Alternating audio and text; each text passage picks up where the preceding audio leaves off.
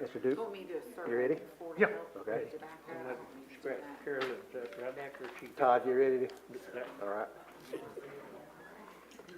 $600, $700. All right, good afternoon. It's good to see everybody here today. We're going to go ahead and call our December 15th, 2025 meeting to order. And I've asked Commissioner Thomas to do our prayer and Commissioner Martin to do our flag. And so we'll ask that you stand for that. Let us pray. Lord, we come to you today and thank you for everything. We ask you to be with us during this meeting and help us make the right decisions for the county and the citizens. We ask you to be with our first responders and military and law enforcement. And we ask you to give us our shortfalls in life and ask you to be with the sick and the poor and people who's lost loved ones. Amen. Amen. Address the flag. I pledge allegiance to the flag of the United States of America and to the republic for which it stands, one nation, under God, indivisible, with liberty and justice for all.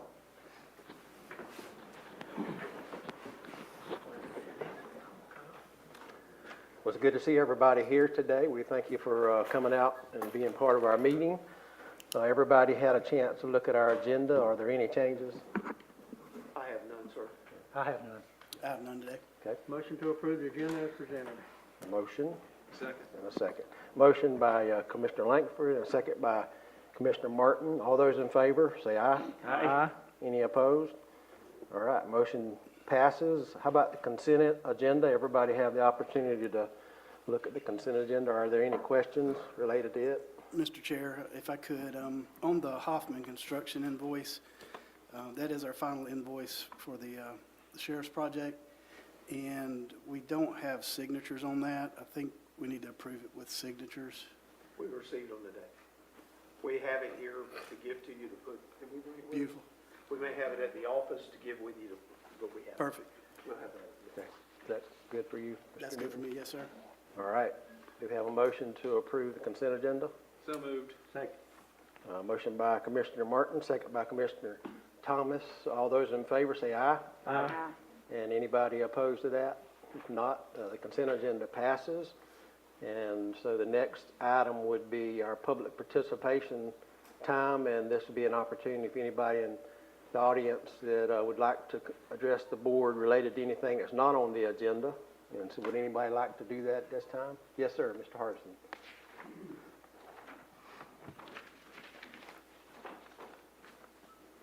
Hello, my name is Jeff Hardison. I'm visiting Gilchrist County. I live in Levy County. But I get this magazine. It's called the Sheriff's Star. And in it this month is a 100-year history of Gilchrist County. And your sheriff is among the people that are featured in it. I didn't know if you all knew, so I just thought I'd pass that on. What was the name of the magazine? It's called the Sheriff's Star. It's from the Florida Sheriff's Association. I get a copy of it. I read that article. It's a good article. Gosh, there it is. All right. Thank Thank you you. for bringing that to our attention. And also, if anybody would like to sing the Hardison Inc. jingle, Mr. Jeff would also allow you to do that, right? I will, and here's how it goes. It's not difficult. I don't know what it is. We have two gentlemen here that have sang it so far up here, but here goes this. HardisonInc.com. That's it. That's it. All right, thank you. Thank you for being here and covering our meeting. Anybody else would like to? Seeing none, so we'll move on. I don't, anybody, a constitutional officer here other than Mr. Newton, like to address the board? Not seeing any, so we'll move on to our county administrator items and Mr. Crosby. Yes, sir. My agenda today starts in number 6 under general. It's a public hearing notice, and it's for the 2025-2026 Land Water Conservation Fund application cycle. We are submitting an application for up to $3 million in grant funds at the Gilchrist County Agricultural Complex.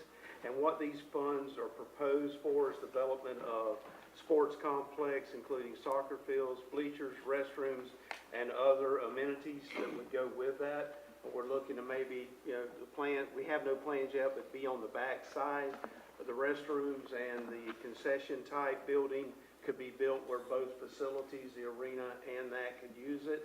So that could be a shared facility, which would bring our restrooms up to date and all. We're required to do a public hearing notice and a public meeting, and this is the purpose of this being on our agenda today. If you would like, just in case we need it, I'd like to ask the board, I'm not really sure if it's necessary, but if you would just make a motion that you agree with the submitting of the grant to the Land and Water Conservation Fund. Okay. Anybody got any questions for Mr. Crosby related to the grant application? I'll make a motion that we approve the grant application. Okay, we have a motion by Mr. Langford. Second. Second by Commissioner Sharon Langford. And now, should we open this up to the public? Yes, I sir. would, yes. Yes, Yeah, sir. absolutely. Yes. Yes, sir. Okay, so anybody from the public like to comment on this grant application? Not, It may be early, but do we know how many, is it gonna be several ball fields and several soccer? That's not determined yet. Not yet, no, sir. What it'll do, if we wind up getting the application, it includes the design and engineering. So at that point, you would have someone come out, survey, and then make the determinations. And of course, we probably want to work closely with the Swanee Valley Leagues to determine what's for their best use and that type of thing. How many acres is back there behind that arena? Oh, I forgot to look. It's okay. I can look, hang on. Are you looking, Todd? I'm not sure. well, It seems, total, there's probably, what, 20 or 30, right? yeah, total's 20 or 30. I think there's like 7 back there. Okay. It would be it's larger than, What do they have now? I don't know, yeah, it may be about the same size as they Okay. have now, actually, because that over there, I think, is about 7, 8 acres also. Okay. I went by and looked at it on the way here, and you're talking between the firing range and the rodeo arena, that block right in there? Yes, sir, and it It's really all goes mowed. deeper than you realize. Huh? Until you look at it, you don't realize how deep it goes. Oh, yeah, it goes, I guess, all the way to that fence line back there, but it's That'd be pretty good. good sized Well, piece of property. The parcel's kind of odd shaped. It's actually 17 acres, the piece behind the arena. It's probably 7 or 8, it's about half of it, isn't it? You said 17. Well, the total is 17, but it goes around the sheriff's The shooting range, shooting range. takes in the pine trees, I think. And actually, maybe the 17 includes the sheriff's shooting range. I'm not sure, but I So- was just talking about that part between So the range and all. so It's probably half of it Yeah. would be the part you'd be looking at. And if we were successful, like the restroom facilities would be able to be used by whoever's using the arena. Yeah, what's the schedule, the timing, we would apply, and then when we hear back? It's probably, I think that's it right there. they're gonna rank these projects, and then once they're ranked, it'll be based on what comes out of appropriations. Okay. And any percent from the county that we know of, other than the in-kind kind of thing? We've gotta look at in-kind, and right now, we've asked for, a waiver, but we may have to do roughly, 25% of in-kind, which would be pretty easy to do, because we can do those at a contractor's cost. That would be bulldozing, bringing in dirt, moving dirt around. Lime rock. And we also can use the property value as part of that, too. Okay. Any other questions? We got a motion and a second. All those in favor of the motion to approve this grant application to the land, motion passes. Okay, Mr. Crosby? The next is Hart Springs Boat Ramp contract. As you know, you actually created this contract. The contract's between the Board of County Commissioners of Gilchrist County, of course, and Saltwater Builders, and it's in the amount of $298,980. So we just need approval of this contract. One comment I want to make, Exhibit F is not signed, but we did receive the signature copy, and I think we may have already passed it on to the clerk's office, so we do have that signed as well, too. So we'll add that to the contract as well, and the contractor from Saltwaters has signed it also. I drove down to Hart Springs this weekend for the Christmas and went around to the springs. Is it a stabilization where they're gonna lay rock, or are they actually gonna build a seawall, or do you know? It's rock, riprap. It's rock? Okay. Because I just noticed there were a lot of washouts, and I thought, There may be some fill-in too, just the maintenance, You can go kind of to the point of maintenance, but in the permit, but it's mainly rock, yes, sir. Motion to approve the contract. Okay, we have a motion by Commissioner Thomas, Second. second by Commissioner Langford. Any other discussion related to this? Seeing none, all in favor of the motion, say aye. Aye. Any opposed? Our motion passes. River keep going down, you can build it on dry land. Pretty true. And that's all grant money, I think you mentioned that. That's correct. right. Okay. The next is, drainage at Southeast Avenue and Southeast 80th Street where they come back together. We've looked at doing a drainage project there and repairing. We have the property needed to make this correction. This is also two of the roads that are listed on the chip and seal as well. We did go out for bid. We received 6 bids. The low bid was Wilkes Site Prep, $37,795.31. The high bid was $89,546. The $30,000 to $40,000 bid is more in range. We had 2 of those, one being a little more of what the engineering estimates were. So the $37,795.31, we can have that approved as well. And the funding for this, if you'll remember, when you approved the chip and seal, I asked you to approve $550,000 for that. We'll take this $37,795.31, will be part of that $550 that you've already approved funding for. So with that being said, if you approve it, I'll ask Mr. Lane to create a contract for us, and And that's with Wilkes. yes, this is Wilkes, and we will have an engineer inspecting the work. Now, this type of work here, the engineer doesn't have to stay there, so it'll be very minimal, even if he charges us, he said, the gentleman that did the design, because you just inspect it after it's done to make sure it's done correctly. There's nothing. Motion to approve, Wilkes Site Prep for $37,795.31. Have a motion? And direct me to do a contract. And direct, our attorney, Mr. Lane, to do a contract. Okay, have a motion by Commissioner Langford. You have a second? Second. Mr. Second. Chairman, if I may, if the board agrees, since Mr. Lang's doing the contract, we don't have another meeting till January the 15th. If Mr. Lang, since he's actually doing the contract, is it okay if we go ahead and execute the contract before January the 15th? I don't have a problem with that. I'll include that in my motion to execute it. Yeah, I'm fine with that. We'll go ahead and get it executed, and we'll bring it back after the fact. Yeah, there you go. No, pro-tunc. Okay, Thank you. have a motion and a second to allow Wilkes Site Prep, the low bidder, to complete the work at the 80th Street drainage improvement.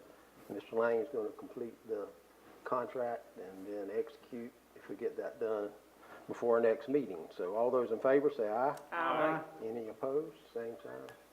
All right, motion passes. Thank you. The next item is number 7. It's the scrap and scoff. It's time, we need to try to decide today on which 2 roads that we're going to submit for scrap and scoff. They have to be submitted by in January, around the 20th, somewhere in that area. But we need to get those done and get those submitted. I did create a list for y'all. And the list I created is really, I went ahead and put the chip and seal roads. They don't really have anything to do with our scrap and scoff, but I wanted you to see those roads. And then I went ahead and, on the scrap and scoff, you can see you have 138 approved, which is deep in construction right now. You have 339, which will start after the first of the year. You have Northeast 30th Street, which is Dixie Grade, that we'll be receiving bids on, I think it's the second week of January. And then we have 337, which we know is the Addie Jones Road. Probably be a couple of years, maybe 3 years before we receive the contract from the DOT on that particular one. Not programmed, what that means, we've submitted it, but they haven't programmed it, and they may never program it, is Southeast 70th from 26th to 110th. A lot of people know that as by Miss Culpepper. Yeah. Then we have County Road 341 from State Road 26 to 340. If you'll notice, I highlighted here and I also highlighted in the chip and seal Southwest 10th Street from 341 to Wanee Boat Ramp, and Southeast 80th Avenue from State Road 26 to Southeast 80th. So those two we're going to be taking care of in the chip and seal as well. It doesn't mean you may not want to pave them in the future, but I didn't know currently if you wanted to add some additional roads to be submitted. We can add 2 more. And we to can't it this submit year. dirt roads, can we? No, Lime Rock roads? I will tell you, you can submit it, but what the DOT is saying right now, they're not going to approve those. So, Now, when we submit, I know we've submitted Southeast 70th, but is that just for repavement, or is that to widen it a little bit also? the probably is on Southeast 70th, unless we have the right of way, it's gonna just be to repave it, unless we can get someone to give us right of way. And probably the only reason you'll get that repaved is because it's already an existing already- pavement.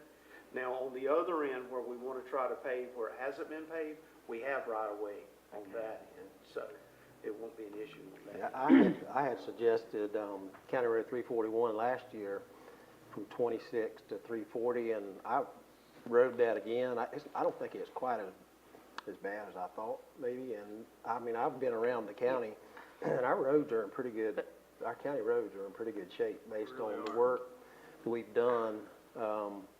Now, y'all may have a road. I know a road that I drive that's, I mean, it's pretty bad. I mean, it's got some dips in it pretty bad, which is, Yeah, yes, Southwest end. yes, Other that areas. goes to, the Sun, goes across the Sun Springs Road, yes, 129, 2 to Yes. 3. By the dairy. yes. By the dairy. And Yeah. the bottoms are chipped It pretty needs bad too. widening. It's pretty bad. I've noticed that, just me riding around the county. How far out are these roads, Bob? If you put one, would it be 3 years, 4 years down the road? I'm gonna say it'll be 5 years, and the reason I'll say that is you won't know for at least a full year before they select it, and then normally they call it another 5 years, but because it's like 4.5 is what it is, because their budget starts in July, ours starts, so it kind of falls in a little bit before what we call, so you're probably looking around 4.5 years, then you gotta do the engineering, then you gotta do everything How many can we else. submit? How many roads? Ma'am? How many roads can we submit? So those 2 are the ones we're gonna submit? I would suggest moving County Road 341 down, taking another look at it next year, and I want to actually look at County Road 342 coming into Bell. Just look at that, that's one of the main routes into Bell, other than 129. And it needs to be widened, and I think the last time we did that work, we basically widened it, and you can see where the widened. Right, they paved just the widening part, not the whole road. That's true. And I would like to leave Which road is Southeast that? 80th on. That's a road that because runs beside Aikens, comes out of Aikens from Bell. With all the new construction, out in Waukesasa, that Southeast 80th is getting It'll really stay bad. on there, we don't have to Okay, resubmit it, good. okay? Now, the Southwest 10th we were speaking about is not the Southwest 10th that's on this list. No, That would be but that's not gonna affect the 129 roads that are already on here, if we submit Ma'am? that one? That's not gonna affect what we've already turned in? No, ma'am, they'll continue to go Yeah. through these and choose, they actually, they come out and review these roads before they make a choice of which ones they give us. So, So the southwest 10th that we're gonna chip and seal, is it the same southwest 10th from 341 to Wanee Boat Ramp? Is that the same road we're talking about? No, it's half the just road that's before on you here. get to it, it's from the one that runs in front of the new dairy, Mm-hmm. from the dairy to 341, and then from 341 to Wanee is what they were gonna chip and seal. But that road, they paved it, doesn't seem like it was that many years I know, but ago, it's, but I know it's it's not, bad. it's bad. It's really, I drive it a lot too, and there's some fallouts and some things like that, and Heavy traffic. I think that's what it is, you got all that heavy dairy traffic traveling on it. And another road maybe in the future is the one that goes into Rolling Oaks. I know we have, would that one, because it's paved right now, would that qualify, Mr. Crosby? I'm not talking about the subdivision parts, but it has to go all the way through to somewhere. it does, but it Goes stops. back around and comes out to, what we call Tyler Grade, is that what you're talking about? Yes, sir, it goes way back in there. Okay. It may would qualify. Okay. Well, my thought was if we, They did pay that at one time. if we're talking about some of the same road, in other words, if we chip seal this road and then 5 years later they come back and put hot mix asphalt on that, that would be done with that road for a Yes, long, sir. long time. Yes, sir. What I would do is leave what's on here, and I would definitely recommend the road in front of the dairy. I honestly believe there's maybe a spot or two in there, a dip, if this is a 5 or 6 year program, at some point, Yeah, that it's may bad. have to be repaired before then, just because of how bad it is. It could become a safety issue.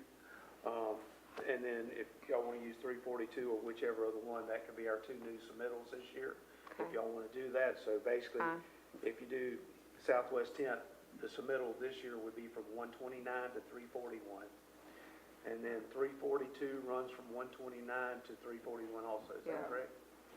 Got the Akins Road there? If that's what y'all would like to do, then we'll move forward with that.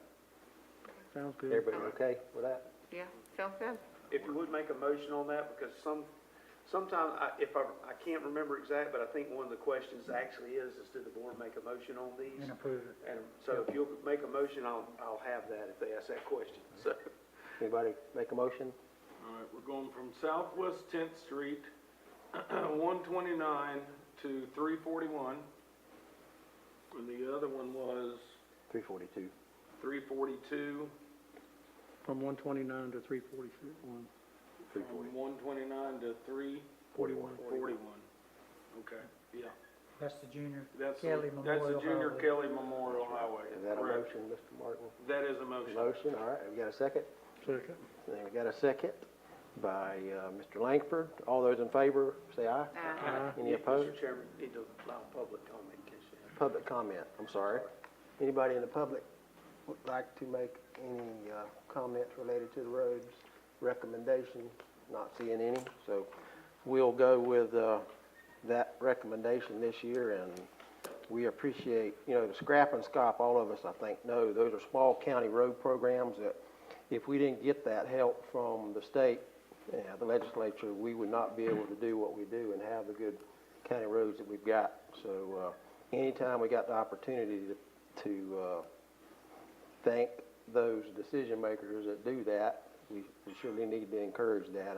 I saw some of that in the governor's budget, recommended budget, and hopefully the legislature will do the same. Our small county coalition is always working to help support us getting those funds. I'm always getting comments about how good the roads are in Gilchrist County. Yeah. I mean, people come all the way from Jacksonville, and I say, and I know when I get to Gilchrist County, I said, how that? The roads. I mean, they honestly say that, the roads. All right. Well, and just for those that maybe their first time here, or wasn't here when we mentioned it, just so you got an idea of paving, the paving cost on 138 from 129 to 47 is $6.2 million. And that's 100% grant funded, so kind of. They've almost got the north, the north lane, they've got it almost paved from 47 to 129. So almost the eastbound, Mhm. it needed it.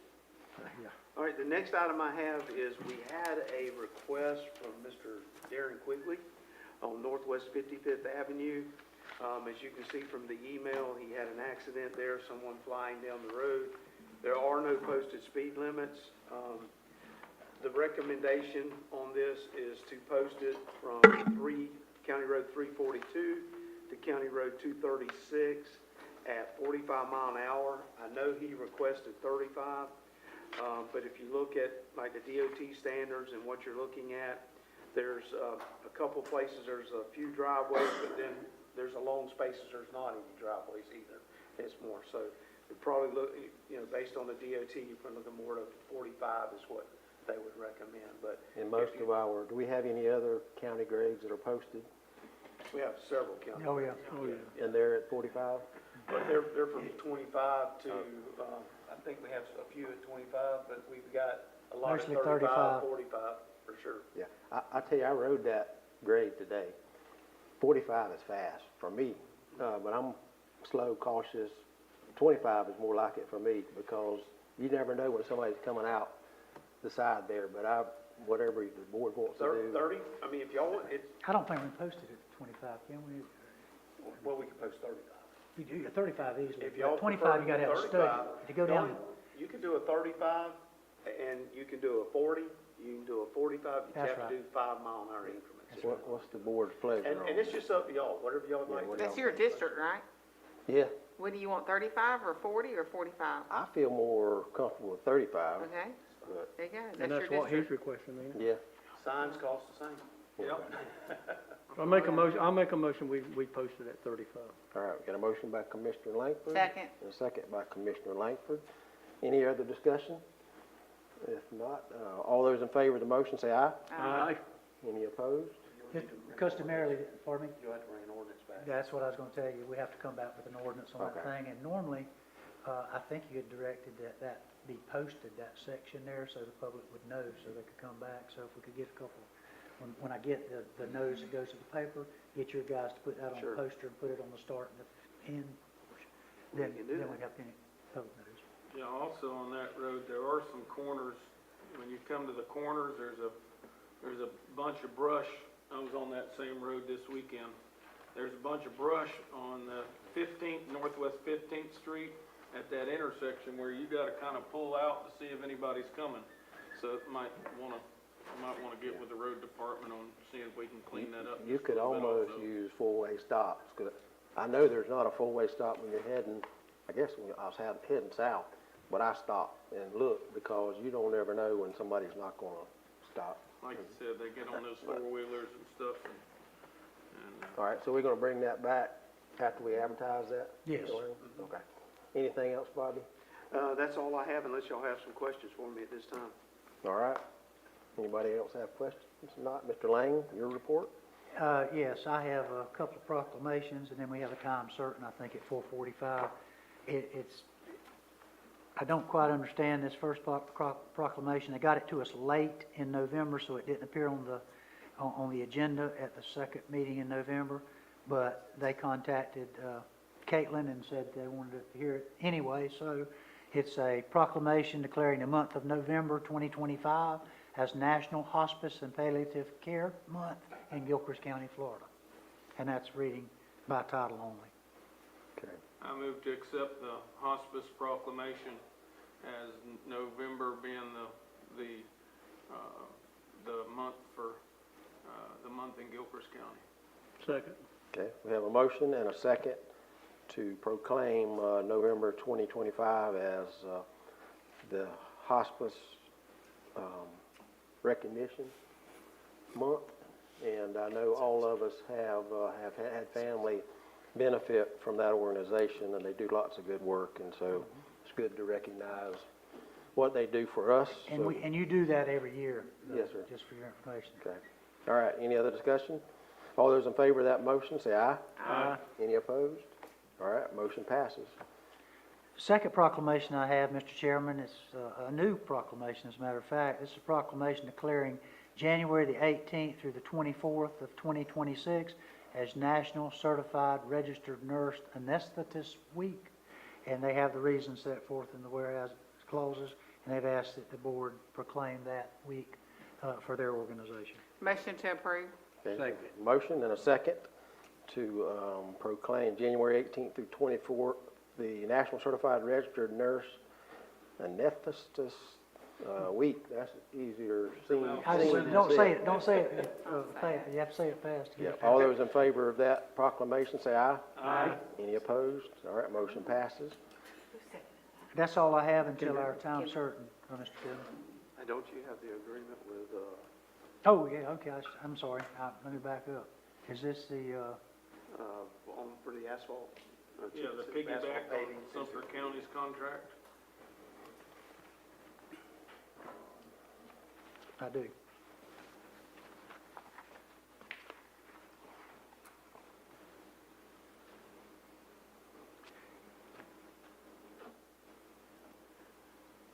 Yeah, Mr. Crosby and the board, or the board had agreed to have me prepare an agreement to piggyback the contract,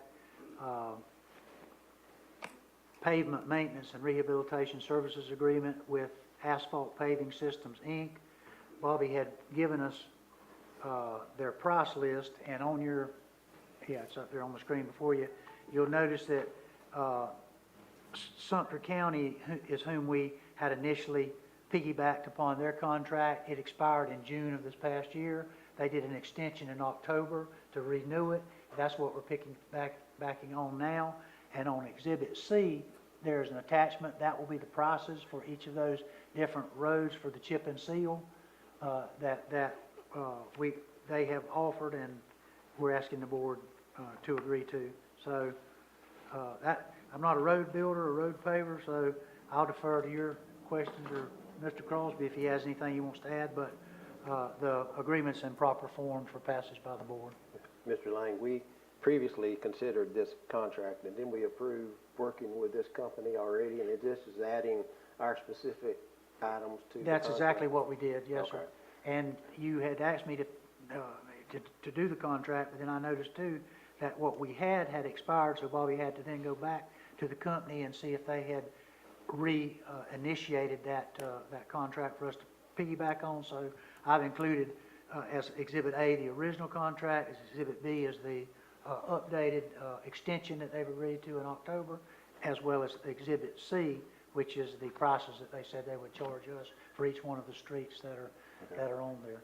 Bobby, can you read those streets to them though before they pass this thing that's up there on the screen or on your computer? I got it right here.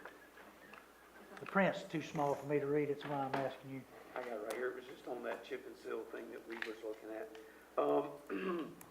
Well, if I go in the order of that, it's Northwest 5th Avenue, Southwest 10th Street, Southeast 80th Street, Southeast 80th Avenue, and Southwest 70th Street. And prices included for each one of them, and all the unit prices are set out on that Exhibit C. So your total price for all roads will be $492,734.96. I'll make a motion to approve the agreement. Second. Motion by Commissioner Langford and a second by Commissioner Langford. Just a quick question, Bobby, on quality. I know we talked about this a little bit earlier, but we plan on having our engineers that are under contract with us be there to verify the quality of the road, the works. I know that the standards would be in the invitation package that was part of, right, that. Yes, we will have our engineers, an engineer on hand to monitor. It'll be a pretty simple monitoring because it's basically tack, rock, more rock, and then in about 30 days they come back and fog it, so it'll be a pretty simple monitoring. But we will have someone there to make sure that. Is there a minimum base on those, Bobby, that you have to worry about? Yeah, but we have to prepare the base. I got you. And the main reason we're doing this, anybody that hasn't been part of the discussion, was to identify high maintenance grades that we could reduce the long-term cost on that takes lots of road department time to, and they. Resources. They're regrading and adding rock at a higher level than they are on other roads in the county. So we're thinking long-term, this is gonna be, it's cheaper than paving, but, or asphalt paving. And we're preparing the base, Mr. Crosby?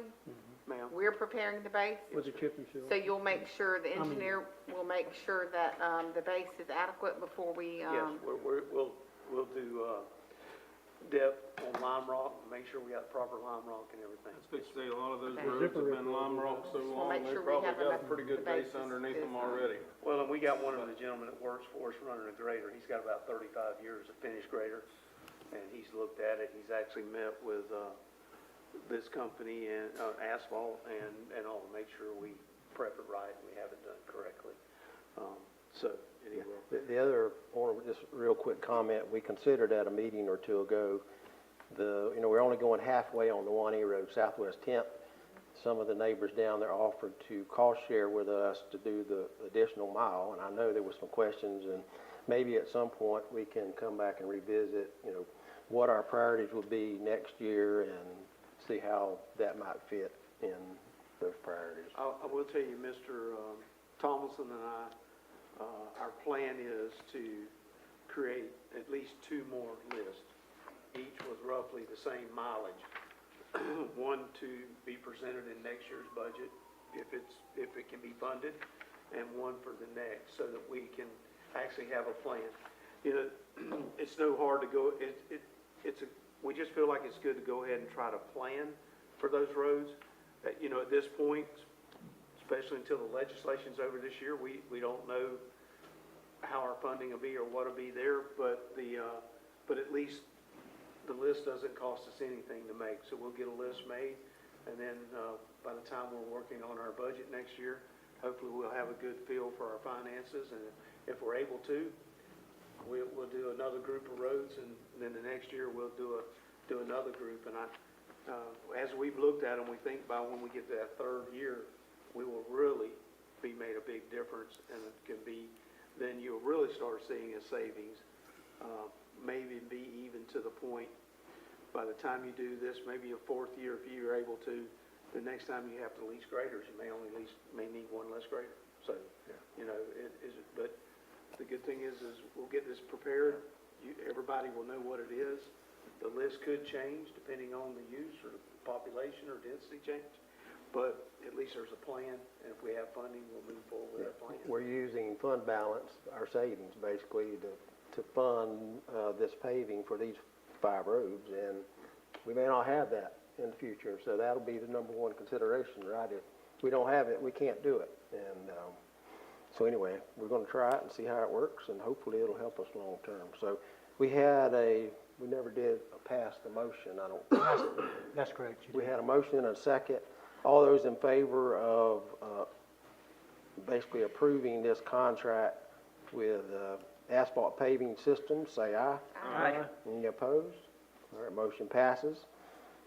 All right, Mr. Lang, you got anything other than the time certain coming up? No, I think that we got to have some insurance and stuff, though, before that's executed, don't we, Bobby, in the agreement on the piggyback? Oh, yeah, I'll have him send all that with it. Okay, I just want to make sure. All I right. mean, we're looking probably April, May to start this work. Yeah, We'll get they'll the provide us contract with, put together and get all they'll give us some liability insurance and also prove they have Absolutely. workers' comp insurance coverage as well for their employees. Absolutely. That's all I have until the time's certain. Thank you, Mr. Lang. All right, Mr. Newton, clerk's report. Thank you, Mr. Chair. First item on my report is budget recap. This is through December 11th. In the general revenue, we've got year-to-date expenditures of $6,504,000 on revenues of $6,201,000. In the expenditures, we've had some large expenditures, right at $1 million in road paving costs.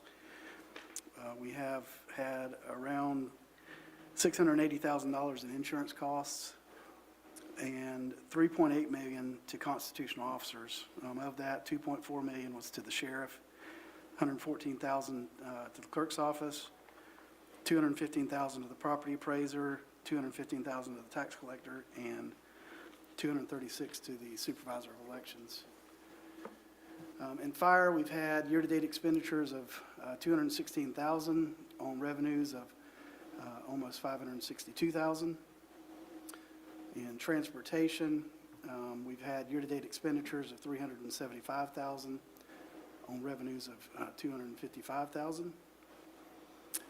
Moving down to EMS, year-to-date expenditures of almost $511,000 versus revenues of $775,000.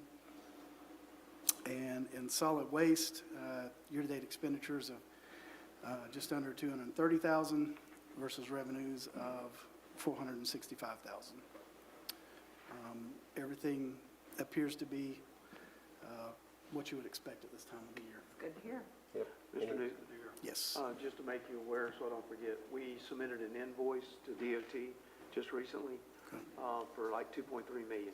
Okay. So that'll actually close out our Gay Road project when we receive those fundings.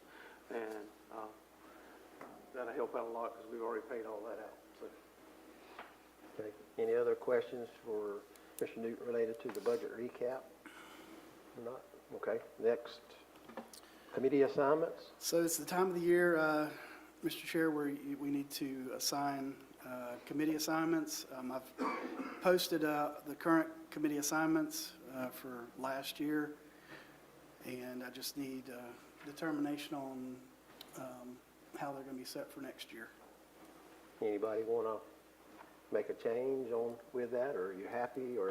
I noticed there was a couple in there that I'm not sure, are we still active, what was it, the with Lacoochee River Task Force, is that something? Yes, I had a meeting, I had 2 meetings this last year. Okay.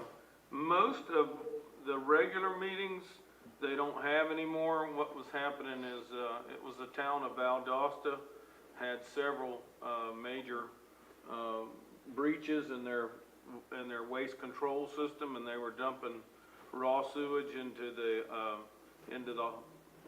this creeks up there, and they flow into the Swanee, and it was flowing down. But since then, they have done millions and millions of dollars of renovation to their system, and they've got backup systems now and backup pumps for their pumps, and they've got 2 huge spillover ponds and tanks for holding their sewage.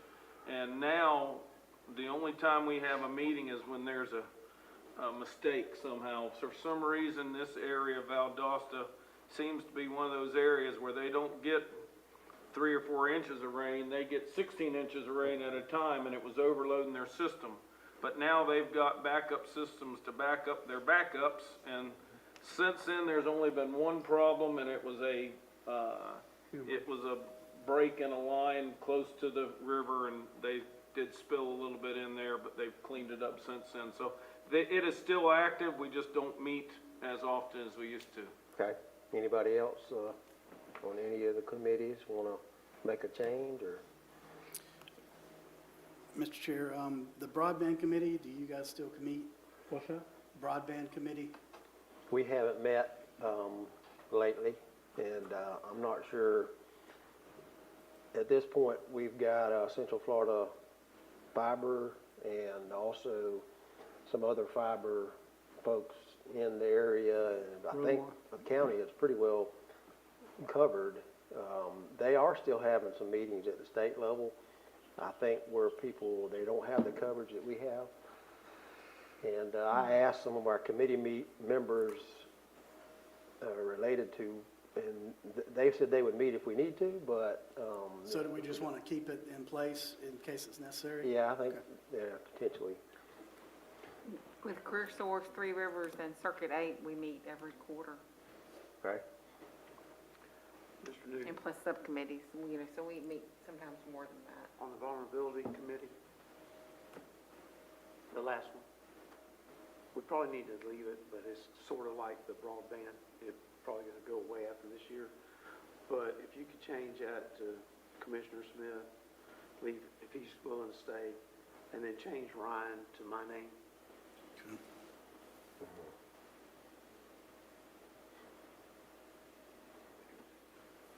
Okay, any other changes for the committee assignments?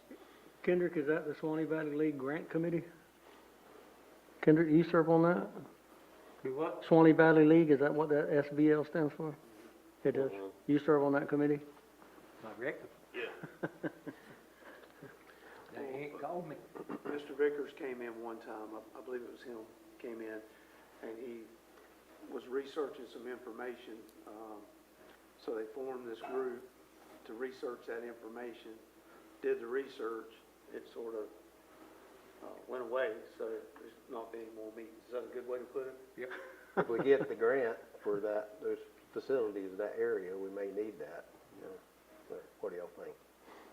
I'll be glad to serve on that if you want me to, or if Kendrick wants to stay there, that's fine with me. I'm happy with my committees. I serve on several of them, and the Economic Council and the DDC and all that. I'm happy with them. If you want that SBL, you can have it. I'm very interested in it, yes, sir. You can have it. Can we change that? Does the board have to make a motion to change that? Or just tell Todd? Tell Todd, Yeah. he's going to do that. Put me down for the Swanee Valley League then, Todd, Grant committee. Grant Committee. All right, Is that the consensus of the board, the changes? consensus of the board. Committees as changed? So those are the only changes? Sir? Is that the only changes? That's Are those That's the only one changes? I Okay. Mr. Newton, on that, I'm not sure, you have 2. You got Swanee Valley Grant Committee, and then you have Swanee Valley, well, I'm sorry, it does say Grant Committee, that we have it on here. 2 times. I guess it Yeah, was for I think citizens. it's, I see. yeah, I think it's just the commissioner, and Yeah. then below is the other committee Citizen. members. All right, thank you. All right, it's 4:45, time for our first time certain, and Mr. Lang, you gonna help us with that? Yes, sir. I'm filing a business impact statement pursuant to ordinance number 2025-12 that shows there is no, or should not be any known economic business impact pursuant to the ordinance. This is Gilchrist County, Florida, ordinance number 2025-12. It's an ordinance of the Board of County Commissioners of Gilchrist County, Florida, amending Chapter 66, Article 3, Section 66-64, entitled Permit for Construction Within Right-of-Way, repealing any conflicting ordinance or section of ordinances in conflict herewith, providing for severability, providing instructions to the codifier, and providing for an effective date. That's reading by title only. This actually changes the responsibility for the county administrator. This was taken off the old ordinance where he was referred to as county coordinator. I've changed that out for county administrator, you'll note. But this actually gives Mr. Crosby, or the county manager, county administrator, the ability to refer a road right-of-way crossing directly to the board. Any non-controversial, just kind of standard road crossings that he chooses to implement, he can do that. But if he feels like there should be board action, he has the sole discretion to refer those to the Board of County Commissioners. Changes the appeal portion of that says that if someone doesn't like his determination, they can appeal it to the board. But if he refers something to the board and you have a decision that's adverse to the applicant, they have to appeal you to the circuit court. So that's basically the changes that we put in place there to clean that up. I actually sent a copy of this to both Bobby and Justin, and he's looked it over, and I made a couple of changes based on what Mr. Tabor suggested that we do. So I think we've got it in place. Okay, I would think, Bobby, you would handle the controversial ones. That's what I was And you thinking send the too. simple one to us. I think we've done that in the past. Yeah, I think y'all are backwards. I think it's backwards, isn't it? Yeah. Yeah, No comment? I have no comment. All right. Anybody got questions related to this? Motion to approve ordinance 2025-12. Second. A motion by Commissioner Thomas, second by Commissioner Martin. We need to open it up for public input. Mr. Lane? Yes, you do. Okay. Anybody in the public would like to make any comments related to this? Not seeing any. All right. All those in favor of passing this motion, say aye. Aye. Any opposed? No, motion passes. Next time certain will be at 5 o'clock, so we'll go back to you, Mr. Newton. Thank you, Mr. Chair. So the next item, about 10 years ago, a little over 10 years ago, we did a telecommunications audit where an outside firm actually would evaluate. The last firm that did it actually did utilities as well as like telecommunications. They basically would go through our billing statements for the last 5 years to determine if there was any potential savings, where possibly the company had overcharged us for something, where they potentially charged a tax or something that was not required for us to pay. And they do this on a contingency basis. So they go through, they evaluate. If they find any savings, they basically request the refunds for us, and then we pay them a percentage of whatever we get back. They also look at our existing services to determine, for instance, in phone lines, if you have an old phone line that's no longer used, and basically just going through all of our services, from phones to internet to cell phones, just to determine if there's any potential savings that they can provide going forward as well. So in 2014, we utilized a company called Troy & Banks. They did provide us some refunds back as well as some savings going forward. So I felt like it was a worthwhile endeavor. It took us a little bit of manpower on the front end, but not a lot.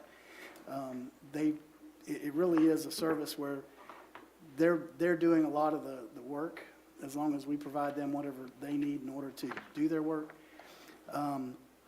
But Spyglass is the company that has approached me, regards doing this again.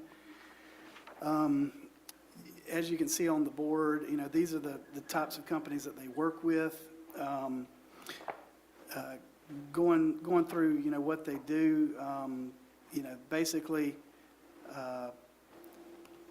because of all the customers that they deal with, they also have the ability to look at, how do we compare to other entities of our size as far as how much we're spending on things like telecommunications.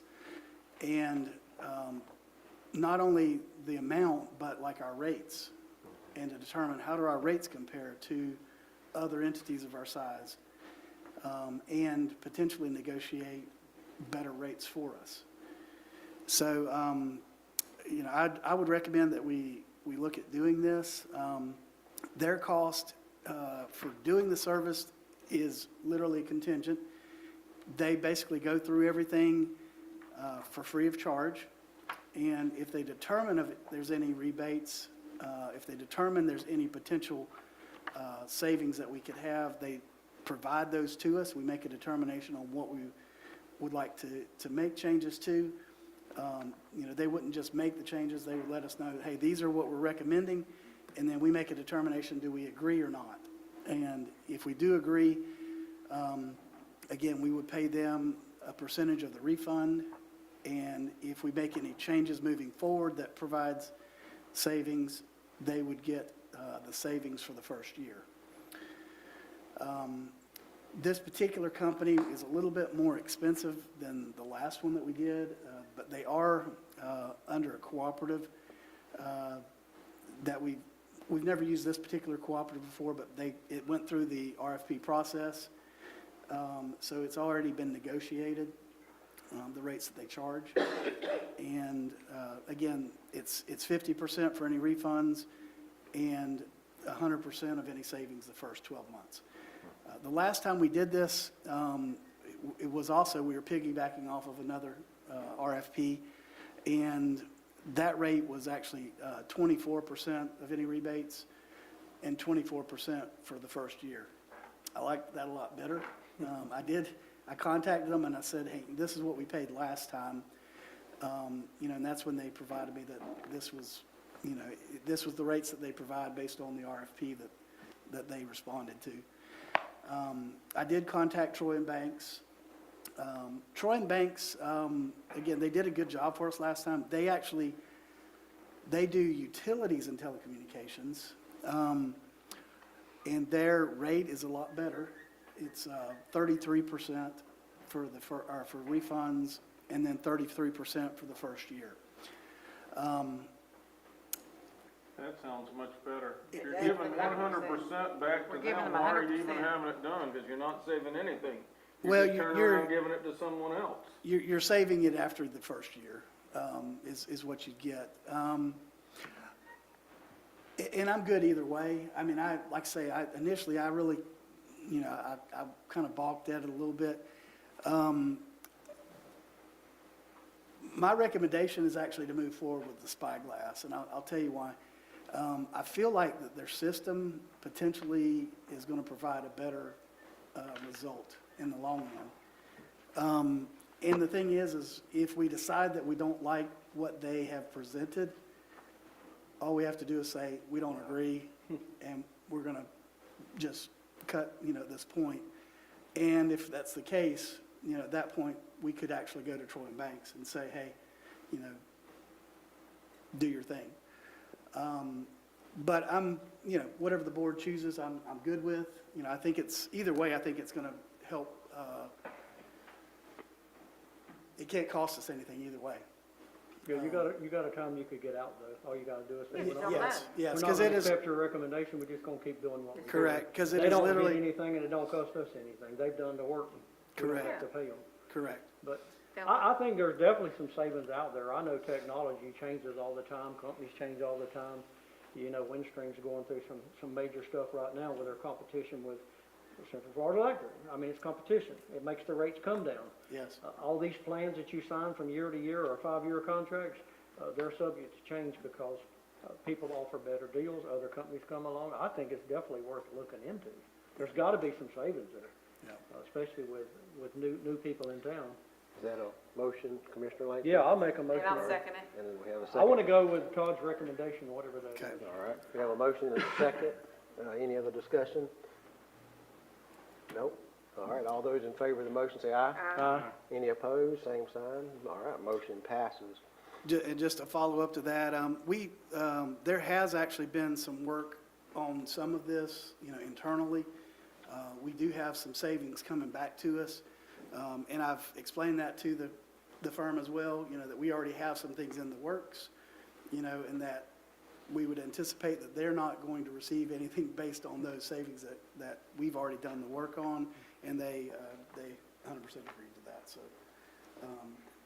So I will let them know, we'll move forward and we'll see what comes out of it. And like I say, if we decide that, we don't like the results, then we'll punt and we'll go to Troy and Banks and see what they can do. Sounds like a good idea. Is this a contract for several years then, since they're No, getting the it's- first year? They're getting the first year, and then we don't have to renew and give them the first year again, do we? No, this is literally, it's a kind of a one-time deal. And then, down the road, again, you can look to contract with them again to do something. But you understand where we're giving them 100% of what we save, why are we even? Yep.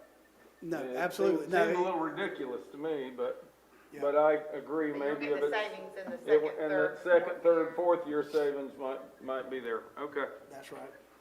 All right, anything else, Mr. Newman? I believe that's all for me today, sir.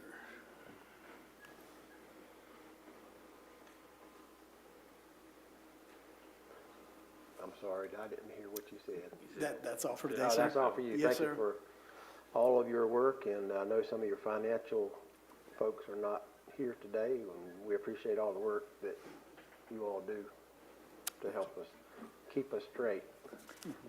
All right, our next time certain is at 5 o'clock. And go to Commissioner's Commissioner's report. report, yes, ma'am. Yeah, are you gonna bring this back to the board, Mr. Crosby, after the new year with the, not attaching a porch, but where you Oh, can yes, add? yes, Okay. yes. Actually, I'm working on it some now, then we'll get it finished. Where they up, can't bring it back. enclose it, and, okay, Right, so right, you'll be yes, bringing that to us.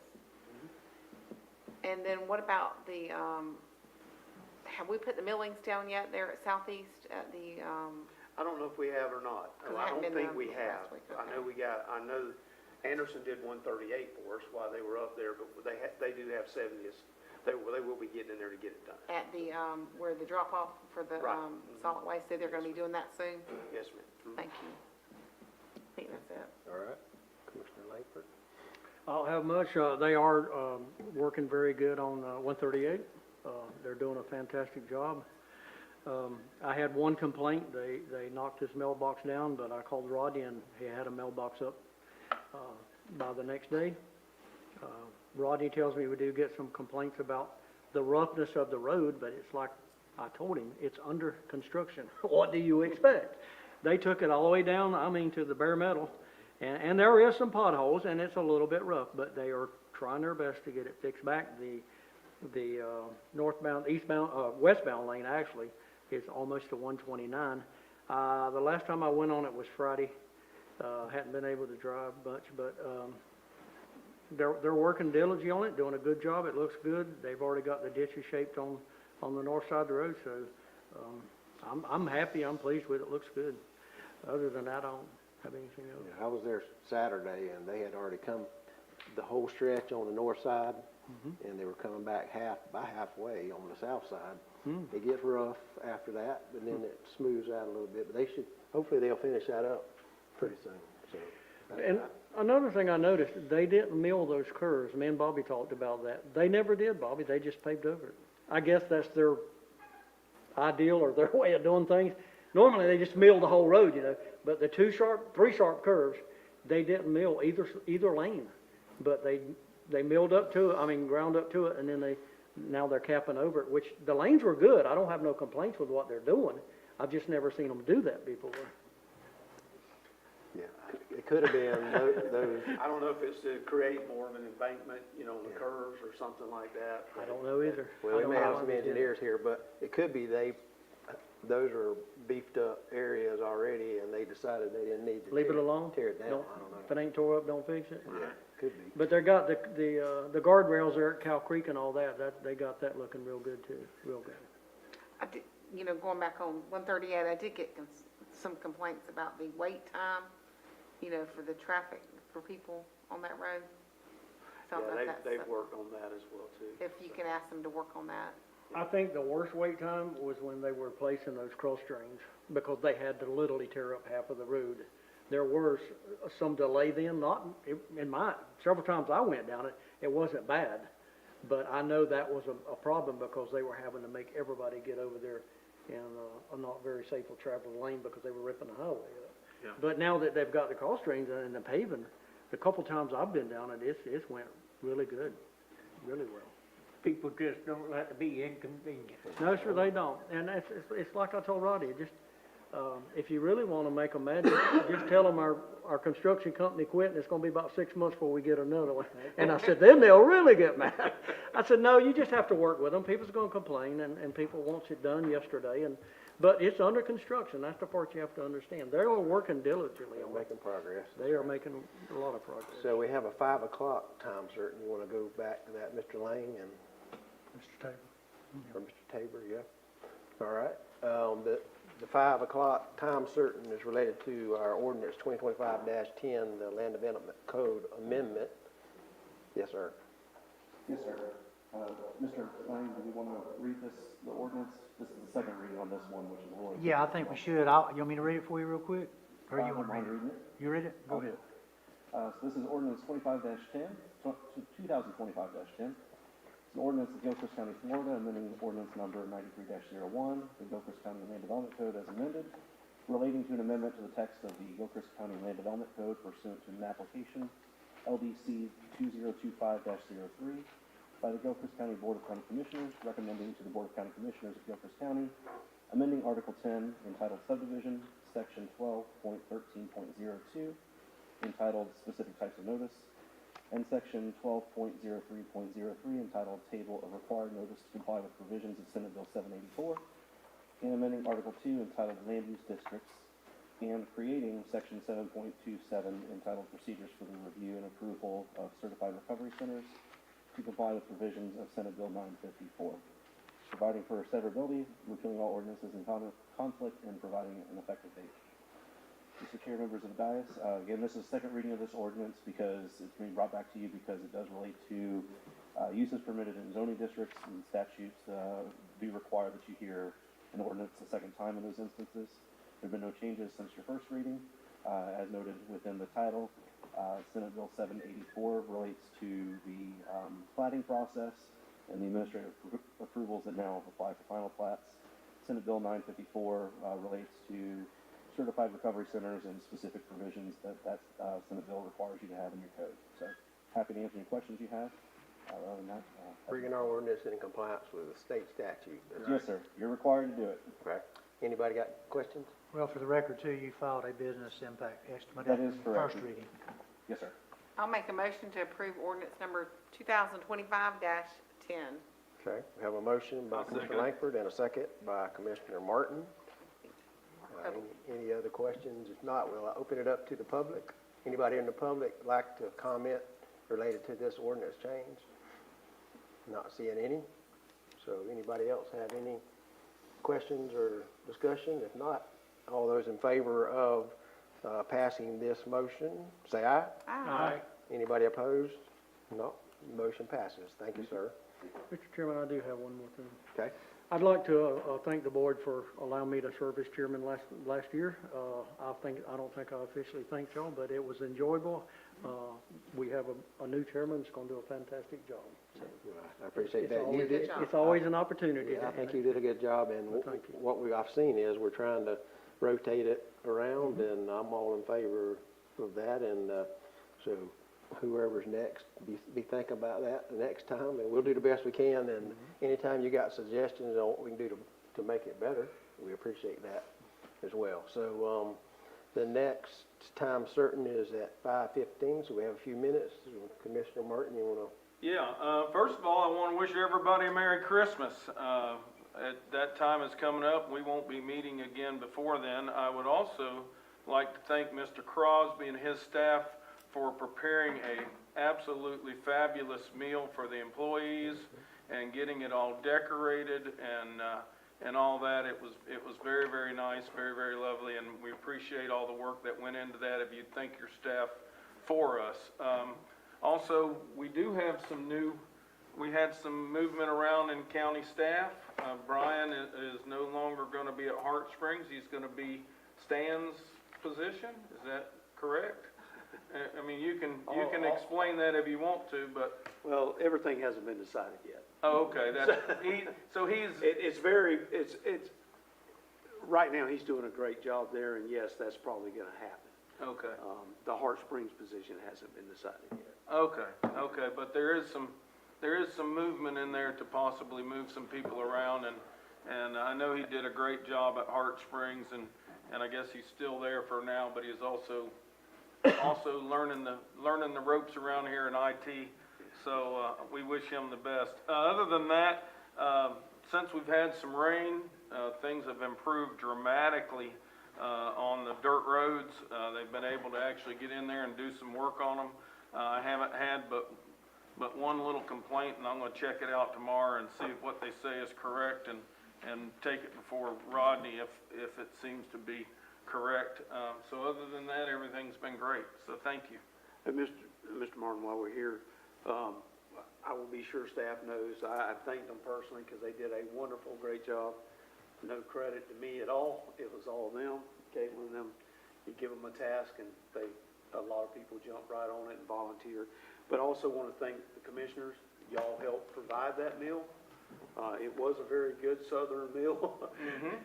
But I want to thank y'all too for helping provide that each year.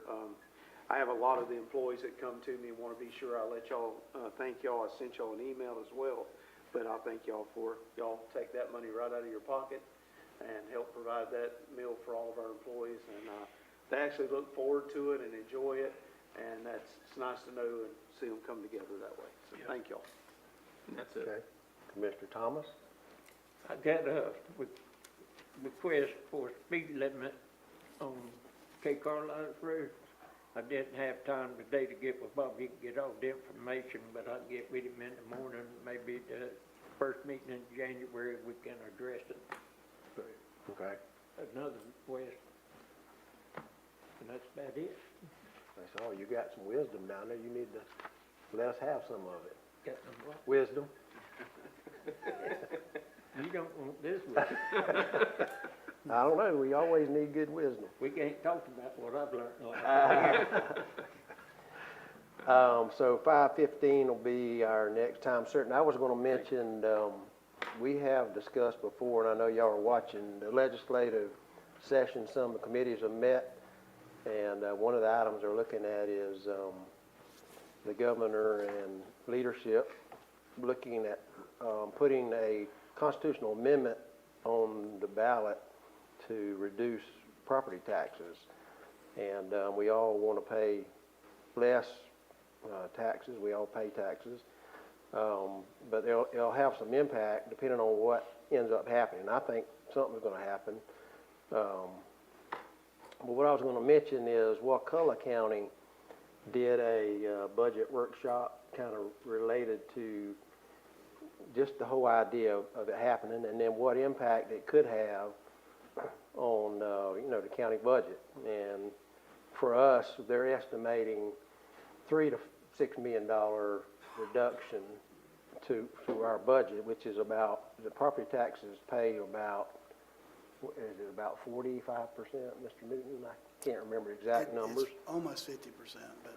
Yeah, half of the county property tax basically goes to the schools, half comes to us, and so at this point, the bills are saying they would not mess with the school portion, they're also saying that law enforcement, budgets would be protected.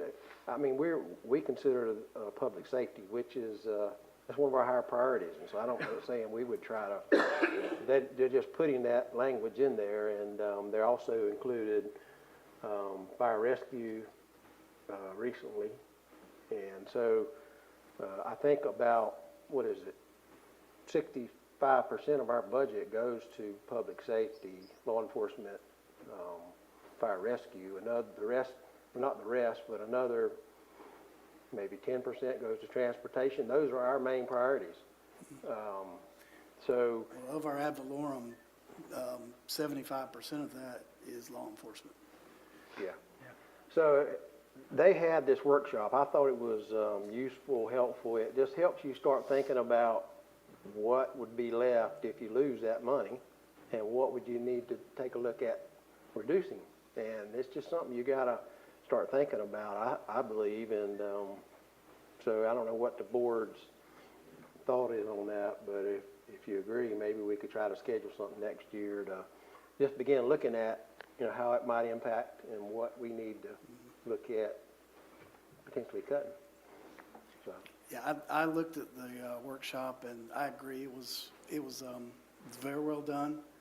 And I think the portion that really jumped out to me was the portion where the individual was showing, all right, this is the amount of our revenues, this is the portion that's homestead, this is the portion that's other, and, like, this is the portion that, law enforcement covers of your budget, and then it left like this little bit, of revenue to cover everything else, and anyway, it was very informative. If you're able to get on and look at it, I think it's worth your time. The beginning part of it, Chris Doolin was speaking, and I thought that was some very good information. Some of the part after that gets a little redundant, but from about 30 minutes on to the end was in my opinion, extremely useful to understand. Because, the numbers are different, but the premise is the same. For pretty much every small county in particular, that, the data that they're providing, you could just about blanket it for just about every small county. Would it cause your staff and all a lot of work and effort to provide us with that information? We're already working on it anyway, so we'll have those numbers. We've been in the process of implementing a new software system. It's taken a little bit longer than we were anticipating, but we're working on those numbers as we speak, trying to get those numbers together anyway, so. Well, I would love to have a workshop, and there again, we may just take their workshop and kind of apply it to us, make it a little more simple. I just hate for you to spend a lot of time and a lot of effort, and we say, oh, well, there's nothing we can do. I mean, I just. Well, I think. I agree with the commissioner, though, it'd be great to look at. I think it's valuable for Absolutely. not only for you as decision makers to understand it, but for the public Yes, to understand the potential impact. absolutely. Because, you say to somebody, I'm going to eliminate your property tax, and their ears perk up, But then if you tell them, well, but if we do this, we have to eliminate this. Or, if you do this, you got to cut that. And then they're like, well, I don't know. I need to think on this. People has got to be educated on what they're voting for. And not only that, the consequences. Yeah. Okay, elections have consequences, they say. Well, when you Yes. vote a constitutional amendment, it has consequences also. If people's not educated on the pluses and the minuses, it'll pass and be a nightmare. Absolutely. And the thing that I thought was really good was the portion of the workshop where they talked about, the things that the county is required to provide. Right. Mandated. These are the things that you're mandated to provide. And again, they brought out the fact that, you may not necessarily be required to provide it at the same level that you do, but you have to provide the service. And so when you consider like all of those things that you're required to do, the law says, you're going to do this, you're going to provide this, you have to do this. Well, you got to pay for it somehow, and You have to do it, but we're not gonna give you the funds, we're gonna take away your funding source of you doing it. right. And, again, when, if your funding source goes from this to this, all the things that you're required to do don't fit in there anymore. Right. And I think that was the thing that was, the workshop gave you a very vivid picture of, you can't do it all with, if you go from this to this. You got to make choices. But again, some of them, it's not even really a choice. You have to do it. So it's like, how do you do it if you don't have the funds to do it? Right. And the way some of the proposals are going, really all you're doing is taking some of those services, and you had this massive group that was paying for all of those services, and now you just squeeze that down to a smaller group, and now that group's going to have to pay for all of those services. So you're just shifting who's paying the service. If you shift that to your commercial, you shift that to your landlords, who's going to end up paying it now? Well, when you go to buy your service, when you go to buy your widget at the store, now you're going to pay for it anyway. One way or the other. You're going to pay for it in a different manner, but, so it's just, I think it would also give us some ammunition to take to our legislators and our bill passers and our committees. Even if we have to go to Tallahassee and testify at committees, we would have the ammunition to do that. Not just that, but the facts. I mean, this is what's going to happen if you do this. Yeah. And it may even get them to shape their bill a little bit different. I'm not against law and progress. I'm not against doing away with it. But I don't want the nightmare that may come with it, and I don't want Tallahassee to be the dictator of what we get and what we don't get. Yeah. We need to decide that here at the county level and what services we can provide. We don't need no more mandates, and we don't need them to tell us, you're not going to get any more money, just suck it up. Right. I don't want that. right. Yeah, I watched the House Representatives Ways and Means Committee last week, and Representative Johnson, who represents us, was on that committee, and I think he did a good job of conveying some of those concerns, Tommy.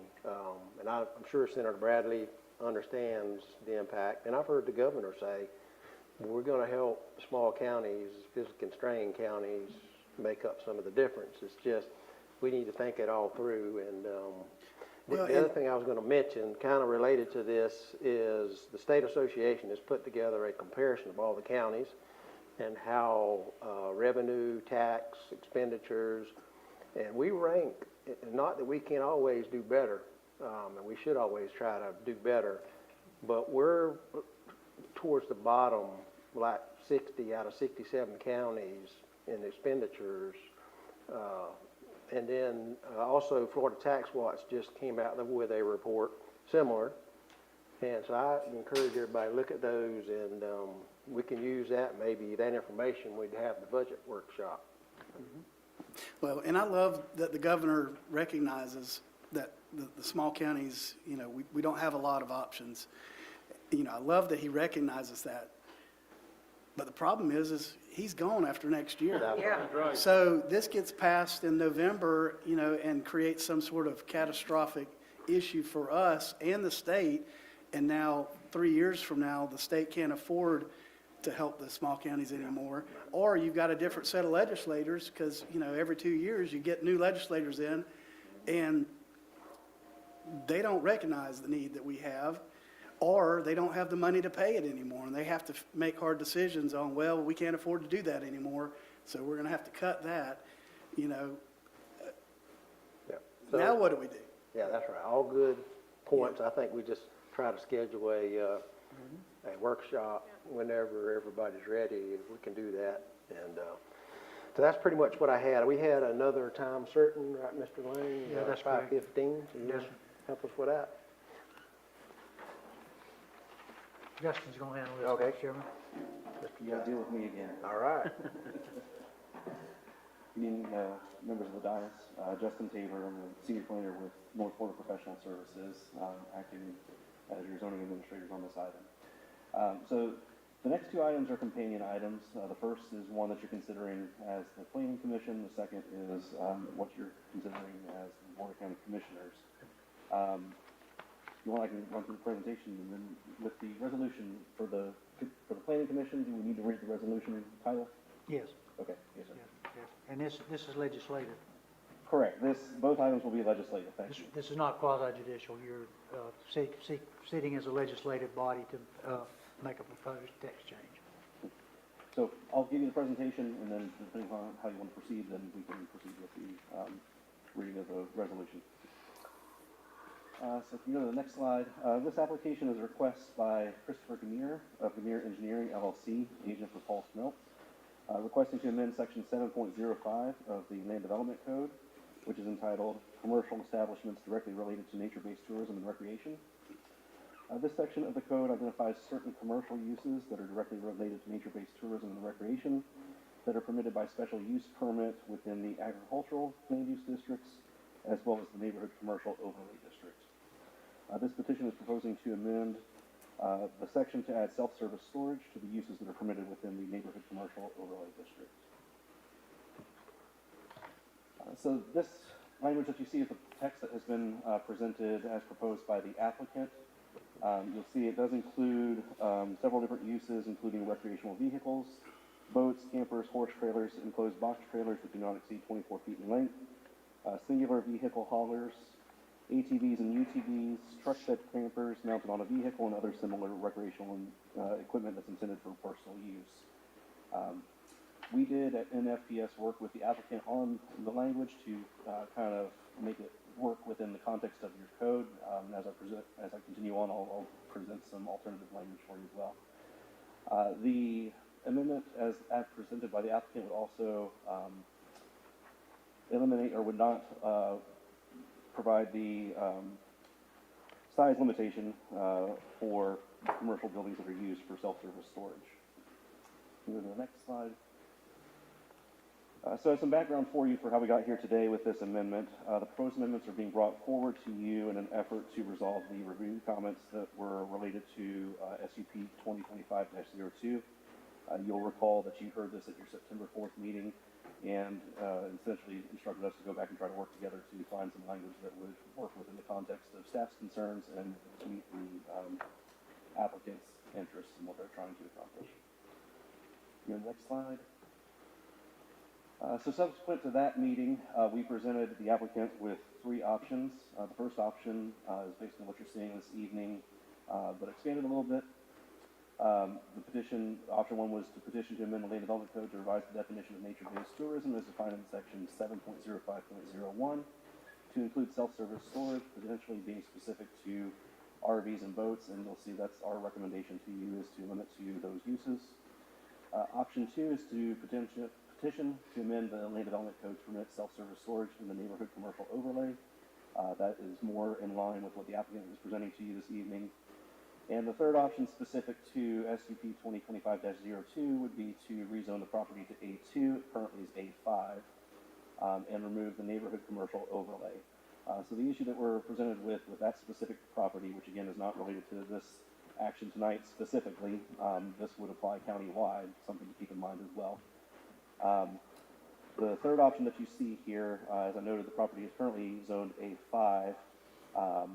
A2 is the only zoning district that allows any kind of self-service storage by a special use permit. The neighborhood commercial district would restrict that, but if that were to be removed and the property be rezoned to A2, then potentially they could proceed with the special use permit and the site plan under that zoning district. I would note that the property to the east of State Road 47 on that project is currently zoned A2, so there is some logical connection to a potential request to A2. So looking at consistency with the comprehensive plan, generally speaking, the proposed amendment is found to be consistent with your comprehensive plan. However, there are a couple of policies that do relate to the neighborhood commercial overlay district, which we would recommend amending prior to the implementation of the language as presented by the applicant. Alternatively, you'll see we're proposing some amendments that would limit self-service storage specifically to nature-based tourism vehicles, being boats and RVs, which would not, in our opinion, require an amendment to the comp plan. Moving to the next slide. Compliance with the Land Development Code. The proposed text amendments would expand the allowable uses that are permitted within the neighborhood commercial overlay. to include self-service storage of certain vehicles and equipment that's generally associated with recreational activities. And then again, would not restrict the size of buildings that are utilized within self-service storage within neighborhood commercial overlay. Move to the next slide. So the applicant's contention is that the proposed amendment, and this is from their report, is to allow properties zoned agriculture within the neighborhood commercial overlay district to provide the self-service storage of vehicles.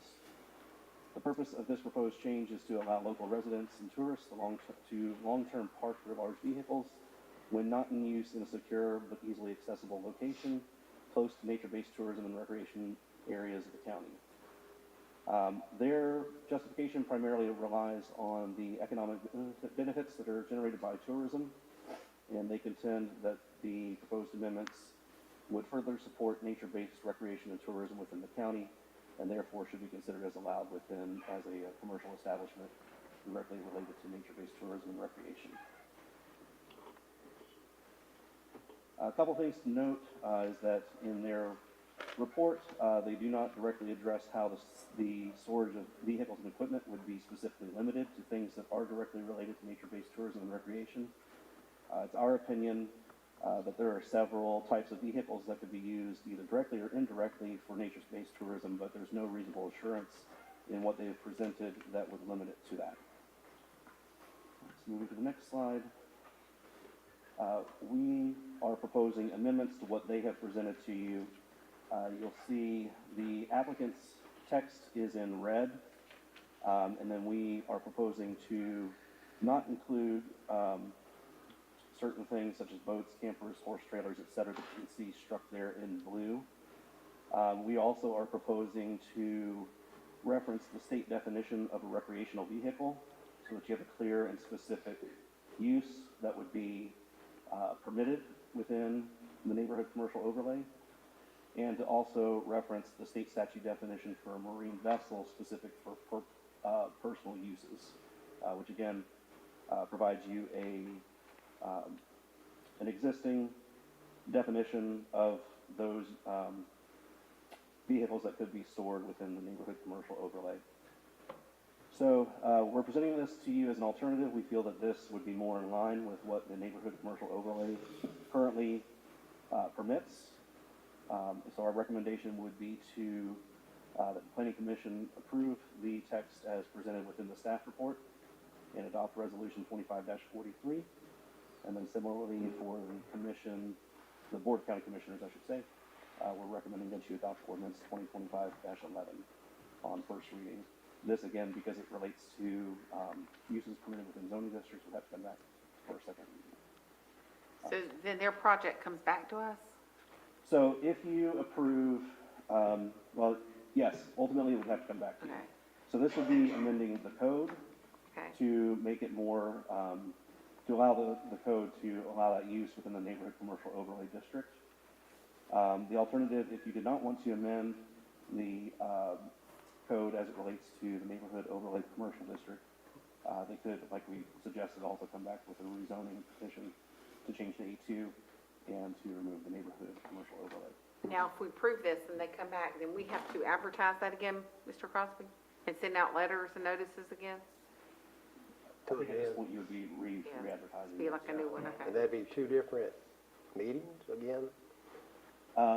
So you're saying for the, If we amend the ordinance to Yes, sir. change the neighborhood commercial overlay yes, sir. definition, it would take more than one meeting?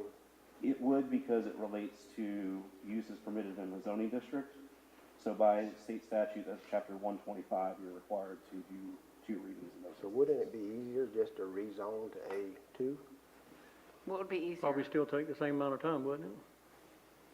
What's Well, the at easier? this point, it's probably going to be about the same amount of time, because we would, if you approve this on first reading tonight, we're going to be on for January for the second reading, and then potentially I guess you probably could schedule the special use permit and site plan for your January meeting too, after you act on this item. Mr. Lang, as our attorney, what route do you recommend us doing?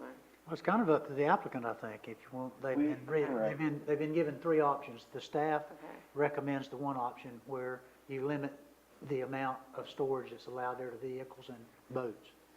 If you want to go to the full scale, like, just for instance, for sake of argument, Mr. Fowler's done out here, he's an A2, you're gonna have to do a zoning change. Okay. And so it's kind of, you have to pick your own poison as far as how quickly and what you're agreeable to allow out there. Staff's opinion, I think, on this was that the laundry list of all the allowed uses out there were too much for a nature-based commercial neighborhood category overlay. And if they wanted to get all those things in, then they needed to change the zoning. Were they in agreement with your recommendation? No, they were not, which is why we presented this in this capacity. We're here because they had requested. I mean, now that with these changes, I meant. No, They're no. still not, that's They're, the first language that I presented to you with the additional uses is what they're still requesting. Okay, I see. We are presenting in an effort to try to resolve Gotcha. both interests. We're presenting the modified language and recommending that to you if you wish to consider amending the code. And again, to reiterate, you know, we're a little focused on a specific property, but it is a text amendment, Yeah, so it's going that's to right. apply countywide. So that's something to keep in mind as you move forward. Obviously, the neighborhood commercial overlay is limited right now, but if you approve other properties with that zoning in the future, you're going to be, you know, affecting those properties too. So if they're not in agreement with what you're, with what you're recommending, then why don't they just change the zoning like you said?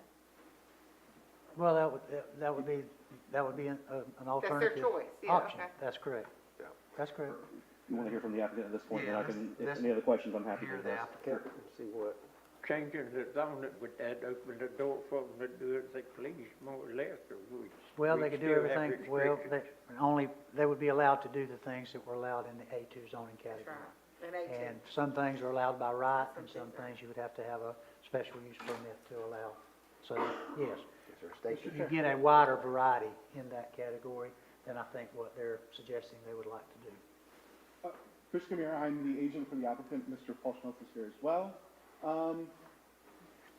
We came back from that SUP meeting that we had that we wanted to keep the spirit of the nature-based tourism, and that actual self-storage was sort of a congruent kind of use, because you look at any RV and boat storage place and it's filled up with what? RVs and boats. And those are used for all types of recreation. And I think the only thing we were sort of surprised by was this, is that we just want to make sure that we got the multiple different types of things. For example, well, if it says only RV and boat, is an ATV not been allowed? Well, we're definitely going to get some people who want to store some ATVs there. And so it seemed common sense the way we wrote it, that it was very limited to recreational vehicles.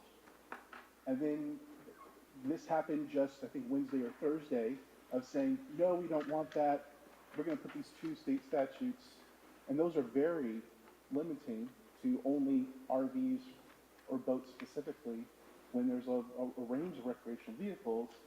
And we were just very confused why something like saying recreational vehicle or boat didn't seem something enforceable. Maybe if something was not being done per those standards, that couldn't be enforced by a code enforcement officer or something from that standpoint, future down the road. But again, these RV boat storage places are filled with RVs and boats out there. So we were just very confused, and we didn't feel like our original language was that out of whack, and we thought we were trying to stay with the nature-based tourism. And so that's where we just kind of stuck here, literally on, I think it was Tuesday of last week. And maybe I can get some answers from staff.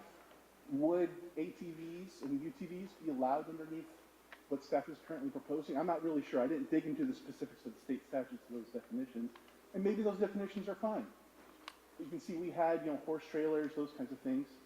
Are those recreational vehicles or boats? And I think horse trailers are something that would be fine to store there. It's hard to use horse trailers for much more than recreational in this area. I'm sure there's not a big horse trading industry in this area. They're mainly used for recreation in the area. How So big that's the only contention we had with staff. Okay, how big, I forget how big a area, acreage this is? Is it It was a Five. 5 acre solar. Okay, so as far as the size of the building, I don't even know if we're at that point yet, but I don't think, Yeah, the building itself. 2,500 square feet. 2,500, okay. And that was the maximum. Actually, we wanted to be smaller than that, and reading the code, we could actually make the main building smaller than that, so that we could get those types of rentals, those kinds of things, but then still have the RV and boat storage be there, be supported by the staff of the building. Okay. What are the main? Well- Yes, sir. Can I speak? I don't want to speak for the other staff members that met, but I think what the interpretation from staff was that we were already allowing you an expanded use in the neighborhood commercial overlay district, and the commercial overlay district was not intended to have all these various different things in storage. We were already giving you storage. We felt like boats and RVs were sufficient, unless you wanted all these things like horse trailers, enclosed box trailers, not exceeding 24 feet, single vehicle haulers, truck bed campers mounted on a vehicle. I mean, on and on and on, and that. It looked like you were asking for a lot more that should, realistically go into an A2 zoning category, Chris.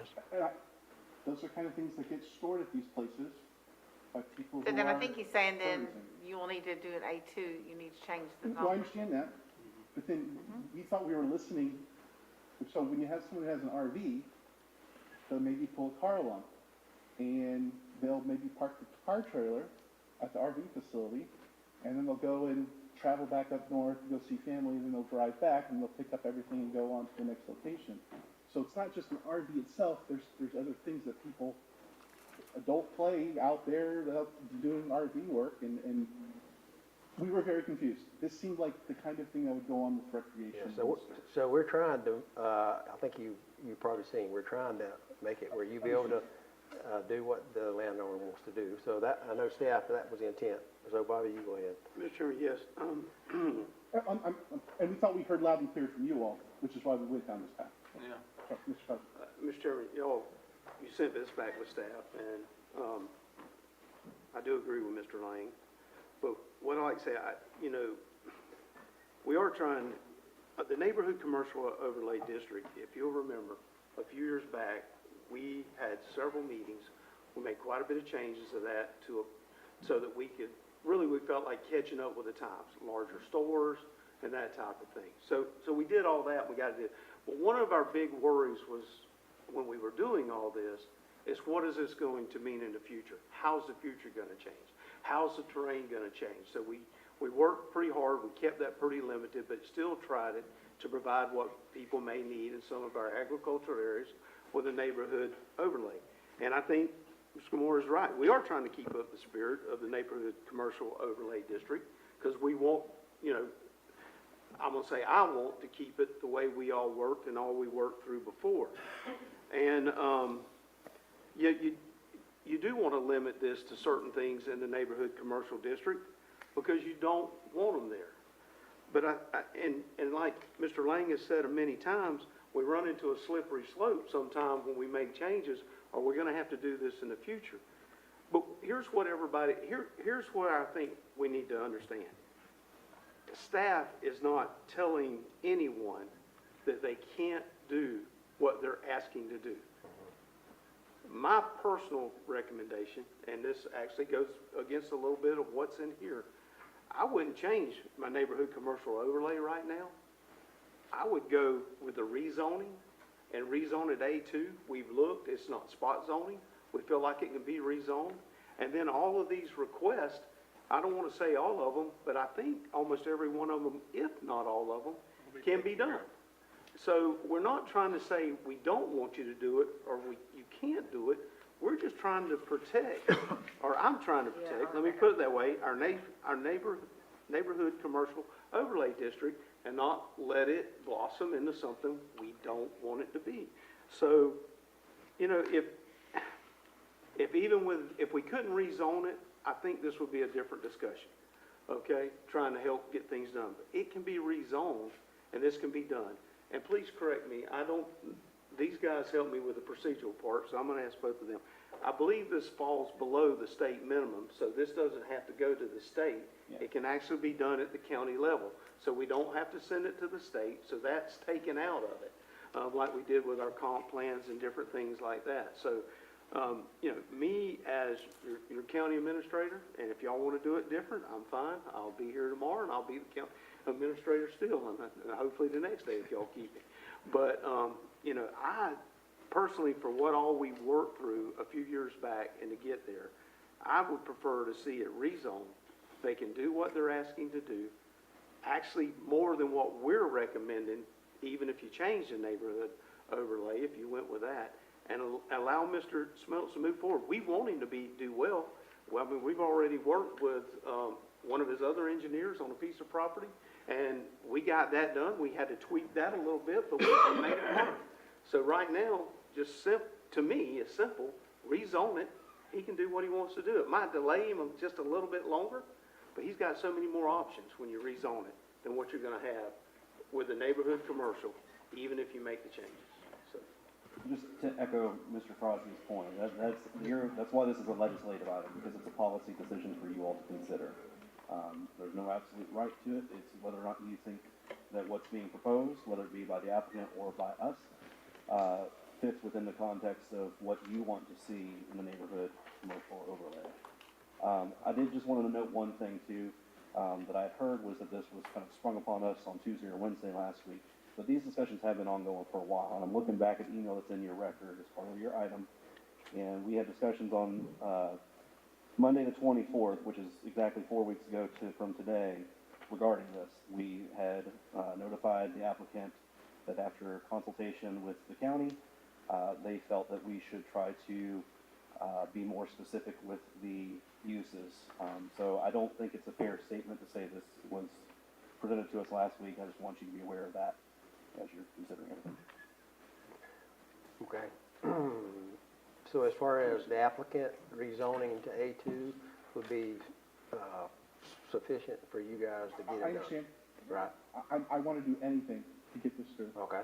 We're just confused because we thought we wanted to keep the overlay district in this area since we're so close to a natural resource. That's sort of why you picked this spot. And I think there's only 2 other spots in all the county where this overlay is. So that's why we chose the text amendment. Yeah. We thought it was the best option. If you're saying you'd rather have us do, as the board approving this, you're the ones making this recommendation and we're approving it, and it's at your pleasure. If you're asking us to do a rezoning, I think we're happy to do that. I can look at specific details Well, I mean, of just that. because we do a rezoning, it still doesn't automatically mean we're gonna be approving it. It has to go still through all the steps. Where we, I understand that. you But- know, But your decision makers listen at to the- each of those processes as well, we're trying to figure out what path pleases the board, because it's, each step of the way is your decision as well. So if we do A2, if we rezone it to A2, he don't lose his overlay, his neighborhood? overlay. Yes, he does, he Yeah, he loses, does. it's gone. He It's does. gone. He, But he wouldn't need the overlay for what he No, wants. for what he's I doing. just thought that was your intent, why you chose overlay of this property, because you wanted it to have that nature base.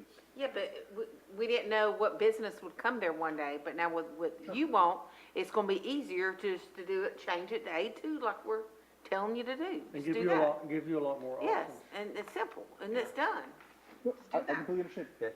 I think we're If on that's the agreement. will of I the mean, that's county. why we. And you can use yeah. the whole 5 acres. Sure. Now, do we have to pay, because we paid $10,000 in application fee, I think I'm guessing, for the We'll text convert amendment. it. We'll We'll apply it to the. only ththing that's gonna change on that application is the zoning. I mean, if it's rezoned, then instead of it having neighborhood commercial zoning, I think it would just change the zoning, and we'll accept that same application with that fee. We will not Understood. charge Right, you. well, right, it just gets shifted over to the new Right, one. right, yeah. Be easier. That wouldn't be fair to you. I have not asked the owner himself, so let me go back to sit with him for a second. May we take a 5-minute break? Yes, sir. Yeah, let's take a 5-minute break and we'll come back. Might need to.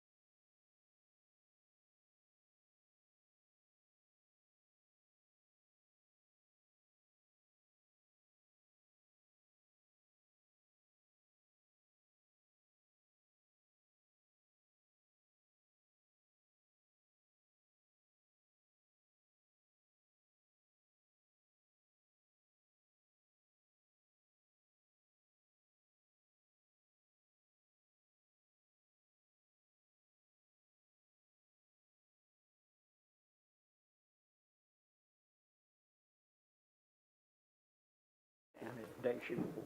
Call the meeting back to order. And so we've heard the discussion and staff report, recommendations, and, Let him tell us. yes, what sir, ownership- hear back from the What do applicant. you decide? Or resign if they want to. The owner has no issue with that at all, Okay. and so we're looking forward to what do we need to officially request from you all, since technically we're the ones making the application. Do we make a withdrawal request or table, what do we need to do officially then? Now, can somebody follow up with them tomorrow, or Pardon me? can somebody follow up with them tomorrow and let them know? Oh, sure, about the technical details about the rezoning, but just what do we need to say tonight? Because these are actual. What has Mr. Smelts decided that he would like to do with your Oh, option? we will do the rezoning, yes, sir. Okay. Definitely do the rezoning. Want to do the But rezoning? just what do we need to say tonight about the current conditions? So I think my recommendation would be that you just table the items for now with a date uncertain. That way the application is not withdrawn. We can have some discussions, make sure, I think that's the direction you go. But you get a letter after tonight, once we've confirmed that's the best way to do it, requesting withdrawal, and then they'll, come in with the rezoning. Okay. But for now, if you just table this with a date uncertain, it would require noticing again if we come back with this item, but it's not going to have any impact either way, so it doesn't come back at a later time. I agree with that. Okay, we have a motion to table. Ordinance 2025-11 and Land Development Code 2025-04. Okay, a Lay motion. those on the table. Commissioner Martin, second by Commissioner Thomas. Any other discussion? Yeah, can we, through this process, can we get it brought back to the board in January and make a move forward? I mean, is that time-wise? Contingent upon receiving the application formally from the applicant and being able to review and process it. So, of course, we've got the holidays in between, but we'll do our best to continue with that. Well, my preference. We are going to have a late meeting in Yeah. January, though. I believe that's correct, isn't it, Todd? I believe it's January 15th. 15, a Yeah. month from now. Okay. We don't have the first Monday in January this time. They've moved it to the 15th. And the 15th is your only meeting in January. So could we expedite it and get it on that meeting so we can move forward? Right, we'll do what we can. So I don't want to commit to anything until we get the application formally from the applicant. We know we've got what we need to bring it to you, but we will do our best on our end to do that, yes, sir. We'll hold your feet to the fire. If it gets too hot, let us know. Let me just make one statement on making the deadline, okay? A lot of times what hurts us on a deadline is The we're newspaper. required to advertise on a certain amount of time, and our paper comes out once a week. On Thursday. Even though it comes out on Thursday, a lot of times we have to have our stuff in the Friday before. So we have to coordinate that. So just so you kind of know how that schedule works, and that's what can throw us off sometime is meeting the advertisement schedule in the paper. So as long as we can all work together and get stuff by then we can make that work. It is rezoning would be easier because we're just going from that to this. Right. Versus the text amendment, we had to think about language, we go back and forth about that, so this is much simpler from a schedule. And it'll be up to you to help them get what they need and expedite it and get it Right now, on this there. is in my court, 100%. Right. Okay. All right. I will say this, and I don't want to commit to anything for Chris, but if they're able to get this to us by the end of the week, that'll give us next week to take a look at it and at least have some feedback to them before the holidays, so that we can try to make that January 15th date, or at least have a little bit more comfort that we're heading in that direction. Good. All right, we have that. Thank you, gentlemen, and everyone that's provided input. We got a motion and a second. And so all those in favor of tabling this until a future meeting, say aye. Aye. Any opposed, say aye. The motion passes. All right. So what else do we have? If we didn't meet the 15th deadline, February 2nd is your next meeting. We had a 5:30 concert. That was it. We tabled both of those? Yeah, that's the 5:30 is part of it. Okay, so we don't have a 5:30. Okay, we've been through the commissioner reports, and now we're to the part of the meeting for public participation. Anybody in the public like to make some comments before we finish up? Not seeing any. We appreciate everybody coming and appreciate everybody's help for the meeting. And our Merry next, Christmas, everyone. yes, sir. Our next meeting will be January the 15th, That's right. 2026. And I hope everybody has a good Christmas, Happy New Year, and I move to adjourn. Second. motion and a second to adjourn. Thank you. All in favor, get up and leave.